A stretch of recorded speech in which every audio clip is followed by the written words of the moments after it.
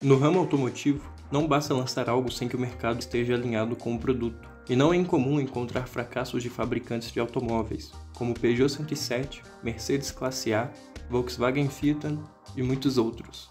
Mas neste vídeo, eu vou te contar um dos maiores fracassos da Ford, o Ford Edsel, que nada agradou o mercado. Para piorar, um cenário econômico divergente à proposta do carro ajudou ainda mais a fomentar o que viria a ser um desastre. O Edsel foi um fracasso comercial e virou estudo de caso para empresas e negócios, proporcionando visões valiosas sobre a complexidade de lançar um produto, entender o público e como o cenário econômico impacta diretamente nas vendas. O Edsel era para simbolizar o futuro, mas se tornou sinônimo de fracasso. Eu sou o Isaac, aqui do canal Carros e Memórias, e eu já te peço para você deixar o seu gostei, se inscrever no canal e ativar o sininho das notificações. Assim, além de você contribuir para eu trazer mais vídeos, você fica por dentro de tudo que sai por aqui. Now for the moment I'm sure you've all been looking forward to. A look at the newest member of the Ford family of fine cars, the Edsel.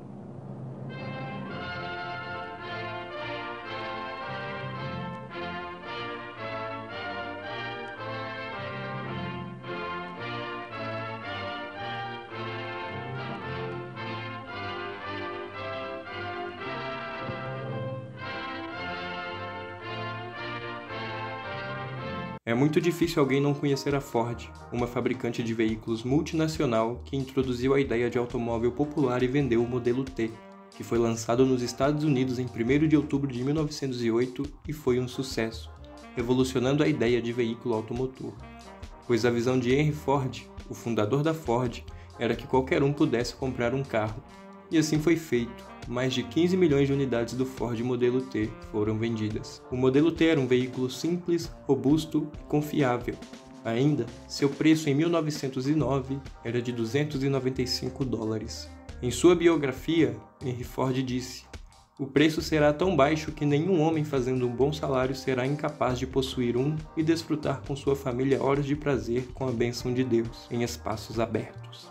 A produção do modelo T teve início em 1907 e foi interrompida em 1927.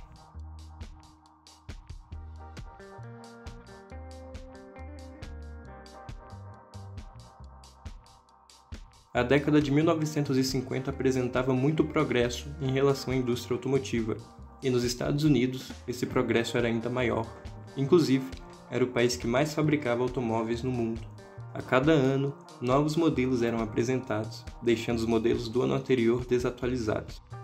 Mas também foi na década de 1950 que o Ford Edsel foi apresentado e logo se tornou um fracasso comercial, mais especificamente ao final dos anos 50, em 1957. O Ford Edsel recebeu o nome do filho de Henry Ford, Edsel Bryant Jr., que assumiu a Ford Motor Company quando seu pai transferiu a presidência da empresa para ele em 1918. No entanto, Edsel morreu em 1943, 7 anos antes da divisão Edsel ser criada pela Ford. O projeto do Edsel teve início porque a Ford havia identificado uma brecha no mercado de automóveis nos Estados Unidos que poderia ser utilizada como uma oportunidade de negócios.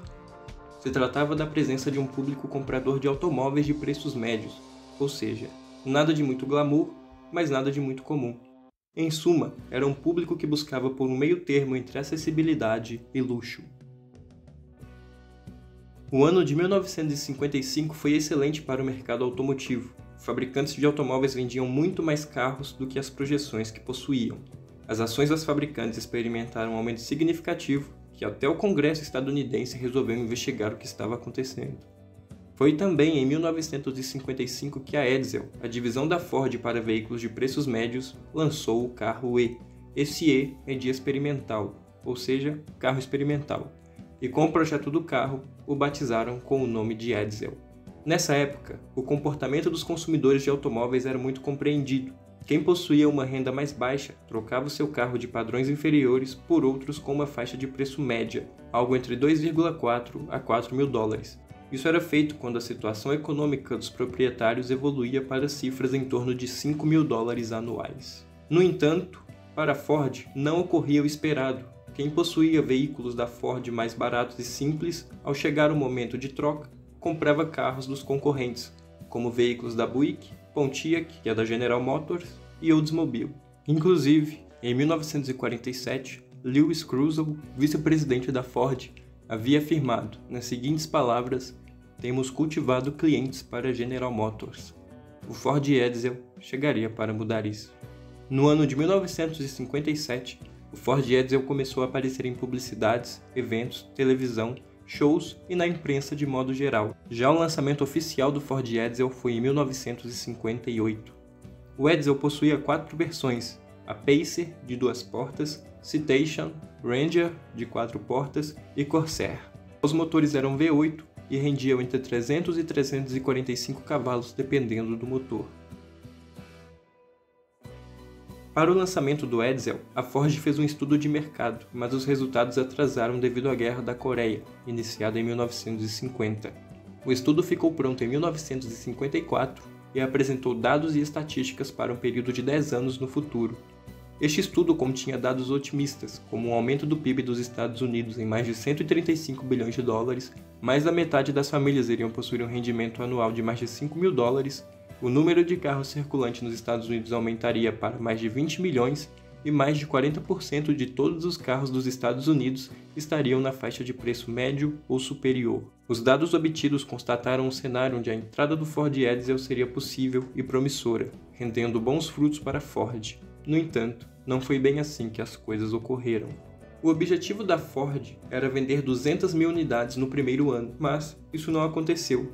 Durante os seus anos de produção, entre 1958 e 1960, foram fabricadas 118.287 unidades e 116 mil unidades foram vendidas. Quando a Ford anunciou o fim do Edsel em 1959, 3 mil unidades já estavam fabricadas no modelo 1960. Mas, por que o Ford Edsel foi um fracasso? Não existe uma resposta, e sim um conjunto de fatores que contribuíram para que o lançamento da Ford não desse certo. O design é um aspecto fundamental do automóvel. O primeiro requisito que a maioria das pessoas possuem ao comprar um carro é o design. O design transmite a essência do proprietário, mas, para o Edsel, seu design foi considerado peculiar. Era como se o carro implorasse para que as pessoas gostassem dele, e de tanto implorar, chegava a ser feio.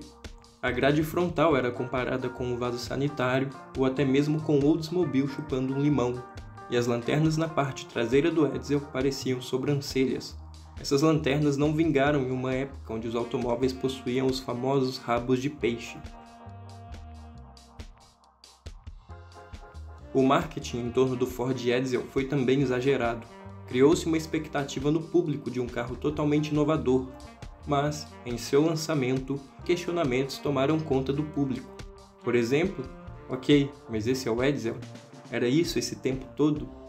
Portanto, o exagerado marketing feito por trás do Edsel não conseguiu conversar com o público a que se destinava, levando a um posicionamento de marca ineficaz.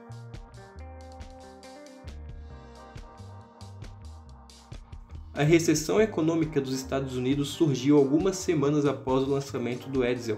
No entanto, o cenário em geral já não ia bem. E como o Ford Edsel foi lançado já no final da década de 50, foi aí que o Fusca, o carro barato da Volkswagen, com sua simplicidade, carisma, robustez e economia de combustível, conquistou o mercado automotivo estadunidense, angariando uma boa parte da fatia de mercado de automóveis.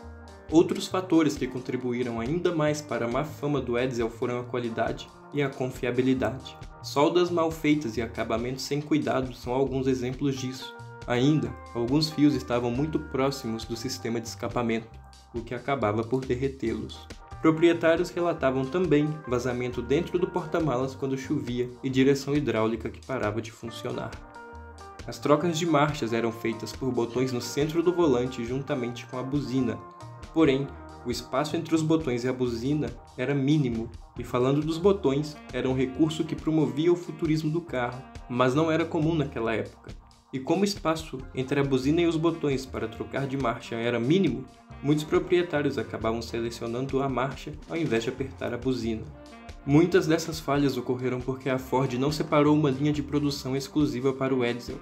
Ao invés disso, ele foi fabricado nas mesmas linhas que outros veículos da Ford Mercury.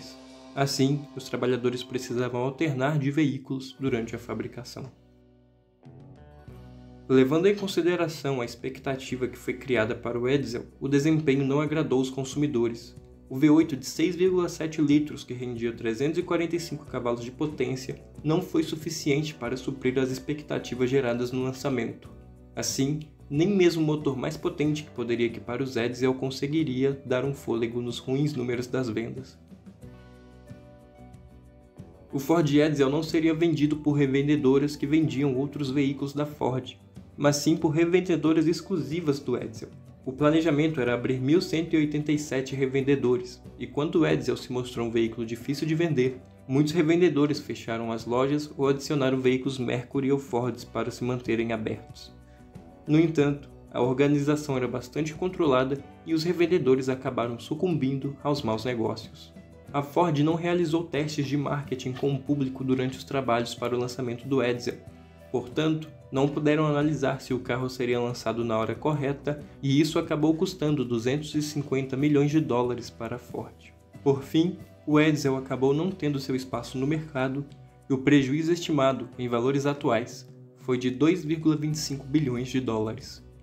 Mas, atualmente, poucos Edsel sobreviveram e quando um é encontrado à venda, pode chegar a custar mais de 100 mil dólares. Se você gostou desse vídeo, deixe o seu gostei, se inscreva no canal e ative o sininho das notificações para você ficar por dentro de tudo que sair por aqui. Segue a Carros e Memórias no Instagram, o link está aí na descrição. Fica aqui o meu muito obrigado e até o próximo vídeo.